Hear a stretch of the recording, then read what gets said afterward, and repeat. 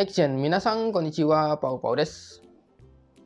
Oke guys, di video kali ini kita akan melanjutkan pembahasan dari video sebelumnya ya, yaitu adalah tentang pertanyaan yang mungkin keluar ketika teman-teman wawancara di Jepang dengan perusahaan Jepang. Nah, di pertanyaan-pertanyaan yang gue miliki ini kebanyakan umumnya ya, ini adalah pertanyaan yang berhubungan dengan bidang restoran. Tetapi secara umum ini juga tidak hanya restoran saja, tetapi bidang-bidang lain kemungkinan pertanyaan-pertanyaan seperti ini juga akan ditanyakan.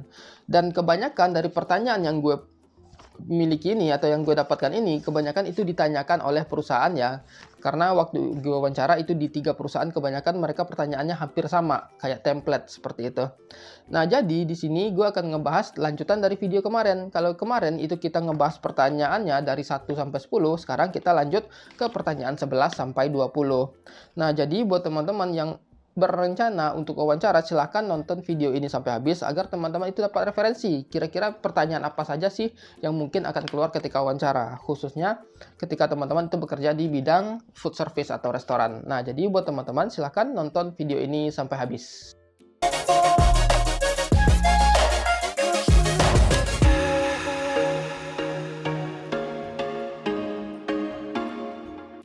Terima kasih kepada Kahuripan, Yani Y strip M2V, Rahayu titik Garden, Erwan 1123 strip J60, Melmelo 3451, Blueberries 16, Suwarna Dharma 6070, Rudi Subagia 5074, DDD3 _5 Alpha 10, Risma Elsa Andini 264, Edwin Koiru, Ilham Mustafa 7305, Muhammad Faizar Triadi 8607, Chandra Yurisna, Galih Mikasa yang sudah berlangganan di channel ini. Juga teman-teman yang lainnya yang sudah mensupport channel ini. Nah, jadi di sini langsung aja ya kita masuk ke pertanyaan nomor 11. Uchi no kaisha no mise wa Kyushu to Yamaguchi ni tempo ga takusan arimasu node, tenkin no kanose ga arimasu ka? Tenkin wa dekimasu ka? Nah, jadi ini adalah masalah tanking. Di video-video sebelumnya gue juga udah bahas tentang tanking ini ya. Apa sih itu tanking? Tanking kalau kita artikan ke kamus bahasa Jepang artinya mutasi. Tetapi untuk sederhananya, tanking ini artinya adalah pindah pekerjaan, pindah lokasi pekerjaan. Misal seperti ini. Anggap teman-teman bekerja di satu perusahaan yang besar. Kalau di bidang manufaktur mungkin ada kayak Toyota misalnya seperti itu kan. Kalau misalnya pengolahan makanan mungkin ada perusahaan besar. Kalau restoran mungkin ada perusahaan-perusahaan yang franchise atau chain ten seperti itu, seperti Yoshinoya, McD atau Pizza Hut atau lain-lainnya seperti itu. Biasanya kan mereka punya banyak cabang di satu prefektur, tidak hanya di satu prefektur saja. Anggap misalnya di Kyushu. Di Kyushu itu ada di Fukuoka, Kumamoto, Yamaguchi misalnya cabangnya. Biasanya perusahaan itu akan bertanya ketika wawancara, kamu siap nggak dipindahkan kerja ketika sekiranya perusahaan butuh orang di prefektur tertentu seperti itu. Dan pertanyaan itu juga ditanyakan ke gue ya teman-teman. Jadi waktu gue wawancara, dia nanya, kamu bisa nggak, siap nggak untuk tanking katanya kalau sekiranya kamu bekerja di perusahaan ini. Nah, untuk tanking ini teman-teman bisa pilih. Kalau misalnya teman-teman mau, oh ya saya nggak masalah tanking, saya nggak masalah pindah-pindah kerja karena mungkin saya ingin mendapatkan pengalaman di prefektur baru atau mendapatkan pengalaman di restoran cabang lain seperti itu tidak masalah. Tetapi kalau sekiranya teman-teman itu keberatan, teman-teman nggak mau tanking dengan beberapa alasan tertentu, itu teman-teman boleh tolak. Nah, gue pribadi waktu itu juga pernah ditanyakan pertanyaan yang sama dan gue menolak untuk tanking. Alasannya adalah untuk saat ini gue itu tinggal bersama keluarga. Jadi kalau sekiranya gue harus tanking itu akan menyulitkan gue untuk menjalani kehidupan. Harus pindah lagi, harus mengurus sekolah anak dan lain-lain. Itu sangat sulit, gue bilang seperti itu. Sehingga gue memutuskan untuk kalau tanking nggak bisa, gue jawab seperti itu. Nah, teman-teman boleh ya menolak hal seperti itu. Nanti terserah. Kalau perusahaannya nggak masalah, oh ya nggak apa-apa, nggak tanking. Berarti kamu di sini aja ya. Tetapi gaji kamu mungkin akan sedikit berpengaruh. Misalnya seperti itu. Kadang ada negosiasi seperti itu ya. Oh ya nggak masalah. Kalau misalnya teman-teman merasa tidak masalah, kalau misalnya ada pengaruh dari gaji, ya terimalah tawaran tersebut seperti itu. Teman-teman tidak harus mengikuti apa keinginan perusahaan seperti itu. Dan juga di perusahaan saat ini gue bekerja, dia juga pernah nanya seperti itu. Tapi dia nggak nanya tanking, dia nanya help, membantu. Kita ada restoran di tempat lain, katanya gitu kan. Kira-kira kalau sekiranya kamu datang untuk membantu, apakah bisa? Dia tanya seperti itu kan. Waktu itu gue kira waktu itu thanking. Gue bilang kan, kalau thanking gue nggak bisa seperti itu. Terus orang perusahaan bilang, nggak, bukan thanking, tetapi bantu, help, seperti itu. Oh, kalau help nggak masalah, gue akan bisa datang kalau misalnya cuma untuk bantuan, tetapi kalau pindah kerja nggak bisa, seperti itu. Nah, jadi teman-teman itu boleh ya memutuskan hal seperti itu. Uchi no kaisha de sayo to nattara donna koto o yatte ikitai desu ka? Maksud dari pertanyaan ini adalah ketika teman-teman itu diterima di perusahaan itu, apa yang akan teman-teman lakukan, seperti itu. Jadi ini kemungkinan si perusahaan itu menanyakan apa selanjutnya, langkah selanjutnya yang ingin teman-teman lakukan. Anggaplah misalnya, donna koto o yatte ikitai desu ka? Biasanya teman-teman itu akan ya ditanya. Kalau gue pribadi ya gue akan menjawab, ya gue akan mengimplementasikan ilmu-ilmu yang telah gue dapatkan di perusahaan lama ke perusahaan baru ini, sehingga perusahaan baru ini gue bisa berkontribusi di perusahaan yang baru, seperti itu. Dan gue memiliki target untuk menjadi tencho di kemudian hari, seperti itu. Karena gue sudah memiliki pengalaman menjadi tencho di perusahaan sebelumnya, jadi ketika gue menjadi tencho di perusahaan ini, gue rasa gue tidak akan memiliki kesulitan, seperti itu. Ya, terserah teman-teman mau jawab seperti apa. Boleh, yang penting jawabannya itu masuk akal dan berterima, seperti itu. Dan simpel-simpel aja, nggak usah yang rumit-rumit. Selanjutnya pertanyaan nomor 13. Takutegi no zairu shikaku wa 5年間 no zairu kikan no to natte masu ga, 5年間 no kikan ini nama perusahaannya, 5年間 no kikan wa kaisha de hatarakitai to omoimasu ka? Soretomo 2年間 か 3年間 後は違う会社を探したいと思いますか? Nah, ini sebenarnya pertanyaan yang agak cukup rumit. Kita nggak tahu. Pertanyaannya seperti ini. Tokutegi no itu memiliki masa izin tinggal 5 tahun, seperti itu. Pertanyaannya, apakah kamu akan tetap bekerja di perusahaan itu selama 5 tahun atau kamu berencana hanya untuk bekerja 2-3 tahun saja lalu mencari perusahaan lain? Nah, tentunya ini akan cukup sulit, seperti itu ya kita tanya, karena kita belum tahu apakah ini perusahaannya bagus, apakah perusahaannya itu tidak toksik, apakah perusahaannya itu memiliki prospek yang bagus di kedepan hari, apakah perusahaannya memiliki jenjang karir. Tentunya kita belum tahu akan hal ini, seperti itu kan. Tetapi teman-teman bisa jawab jawaban aman saja, bilang aja, ya saya akan bekerja di perusahaan ini selama 5 tahun, bilang aja seperti itu. Atau teman-teman juga bisa bilang jawabannya, karena saya ingin meningkatkan karir saya di perusahaan ini, saya ingin bekerja lama di perusahaan ini, dengan harapan nanti kemudian hari saya bisa jadi tencho atau bisa jadi manajer area, seperti itu. Teman-teman jelaskan mezasu atau tujuan teman-teman dalam jangka panjang. Karena kan 5 tahun itu adalah jangka yang cukup panjang untuk meningkatkan karir, seperti itu. Dan teman-teman bilang, tujuan saya di sini adalah untuk menaikkan karir saya dan mencari ilmu. Bagaimana cara memanage restoran atau belajar masakan atau lain-lain, seperti itu. Teman-teman bisa jelaskan ya alasan yang masuk akal sehingga perusahaan, oh iya ini orang bagus ya, memiliki prospek yang bagus kemudian hari. Jangan sampai perusahaan berpikir, oh ini orang bakal jangka pendek nih di perusahaan, sebaiknya kita jangan terimalah, kita coba cari orang yang bisa jangka panjang, seperti itu. Selanjutnya pertanyaan nomor 14. Anata no shourai no mukhyou ya yume o oshiete kudasai. Nah, ini ada ya, ini juga pasti ditanyakan oleh perusahaan. Apa shourai teman-teman? Apa yume teman-teman? Ini teman-teman bisa jelaskan. Mungkin yume-nya ketika teman-teman nanti setelah bekerja di Jepang selama 5 tahun dengan Tokutegi no Ichigo, teman-teman itu lanjut ke Tokutegi no Nigo dan meningkatkan karir lebih tinggi. Ada alasan seperti itu. Atau alasan lain, teman-teman ingin bekerja di Jepang untuk mencari pengalaman lalu nanti pulang ke Indonesia dan buka usaha sendiri. Itu juga ada. Atau shourai yang lain, ingin jadi tencho, ingin jadi manajer area, seperti itu. Kalau gue, shourai gue yaitu adalah ingin dokuritsu. Dokuritsu ini apa ya? Merdeka, ingin mandiri, seperti itu di Jepang. Artinya di sini kita pengen jadi sacho juga, pengen jadi pemilik bisnis juga, pengen jadi owner, seperti itu. Sebenarnya apapun alasannya itu sangat bagus kalau misalnya alasannya memang memiliki prospek yang bagus ke depannya, seperti itu ya. Atau teman-teman juga bisa pengen buka franchise toko yang sama, misalnya teman-teman bekerja di Yoshinoya, misalnya seperti itu ya. Di Shorai saya ingin buka franchise-nya Yoshinoya juga, seperti itu. Itu juga bisa ya, teman-teman berikan sebagai alasan. Nah, pertanyaan nomor 15. Nah, ini sama pertanyaan sebelumnya ya. Ntar, cek dulu. Iya kan, ini sama pertanyaan nomor 8, tapi tidak apa, kita bahas saja. Koremade no yatte kita shigoto de anata wa nani o manabimashita ka?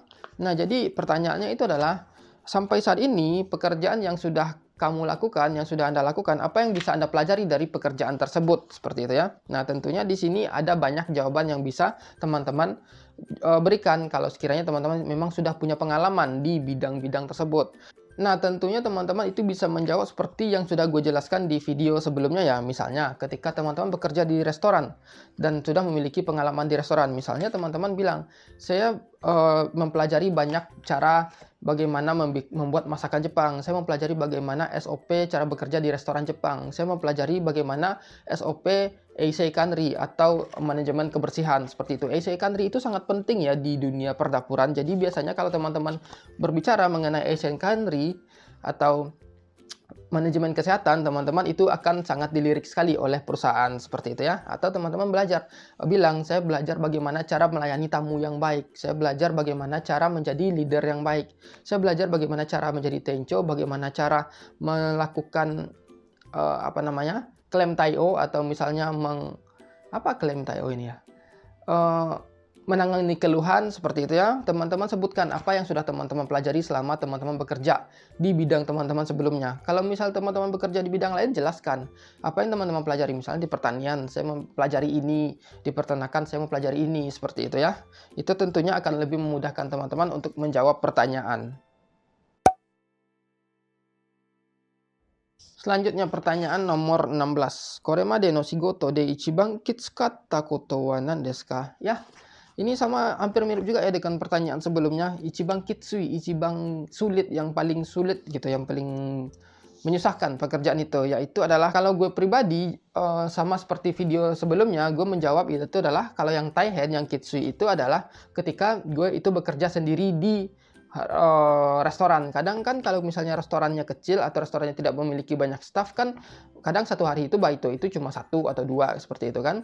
Kadang baito itu dia tiba-tiba sakit, tidak bisa masuk, seperti itu. Jadi anggota kurang. Nah, kadang dalam keadaan terburuk kita mau nggak mau harus mengoperasikan restoran sendiri. Itu ada ya teman-teman, dan kebanyakan juga beberapa teman-teman kita yang bekerja di restoran, kadang dia sengaja disuruh bekerja sendiri, seperti itu. Walaupun sebenarnya bekerja sendiri itu tidak boleh, seperti itu. Tetapi dalam keadaan-keadaan tertentu itu ada ya. Jadi keadaan yang paling sulit itu adalah, kalau bagi gue sendiri, adalah one operation, ketika gue itu bekerja sendiri. Terus kalau yang lain itu adalah ketika misalnya menghadapi tamu yang marah, klaim, mabuk, seperti itu ya. Itu juga bisa dibilang agak kesulitan. Kadang kita harus bekerja melayani tamu yang lain, seperti itu kan. Kita sibuk, ini tamu marah-marah, ini tamu ngeklaim, dia protes segala macam. Itu juga harus kita hadapi, seperti itu. Nah, jadi memang ada beberapa hal, kondisi yang cukup menyulitkan ketika teman-teman itu bekerja di satu perusahaan, tidak hanya restoran tetapi di bidang-bidang lain juga, seperti itu. Selanjutnya pertanyaan nomor 17. Anata no shigoto ga misu shita toki wa do taiyo shimasu ka? Nah, ini ya, kalau misalnya pertanyaannya adalah, kalau sekiranya Anda melakukan kesalahan, apa yang harus teman-teman lakukan? Kesalahan ketika bekerja. Nah, ini jawabannya adalah simpel ya. Ketika teman-teman itu bekerja sebagai karyawan, Ginoji Susei, atau Kutegi no Ichigo, yang bukan leader, yang bukan tencho, yang bukan owner, seperti itu ya. Ketika teman-teman melakukan kesalahan, silahkan laporkan kepada atasan teman-teman. Sumimasen, miss ga attan desu do surebai desu ka? Sebaiknya ditanyakan seperti itu. Saya ada melakukan kesalahan nih. Sebaiknya gimana? Seperti itu. Biasanya yang akan menangani itu adalah leader teman-teman, atau tencho teman-teman, atau owner teman-teman, seperti itu. Tetapi kalau sekiranya teman-teman itu sudah menjadi leader, ya berarti kan ada tingkatan lagi tuh, misalnya leader, SPV, seperti itu ya. Kalau misalnya teman-teman jadi leader, teman-teman itu diskusikan dulu ke SPV atau atasan teman-teman, atau ke tencho teman-teman, untuk bagaimana langkah selanjutnya. Jadi tetap harus melakukan yang namanya kakuning atau verifikasi ke atasan teman-teman. Tetapi kalau sekiranya teman-teman sudah berada di atas seperti Tencho kan udah di atas tuh, kalau di di Inshokuten atau di restoran tentunya teman-teman itu harus mengambil keputusan sendiri seperti itu. Pertanyaan nomor 18. Chimwa kutokui desu ka? Apakah Anda ahli atau Anda bisa bekerja dengan tim seperti itu ya.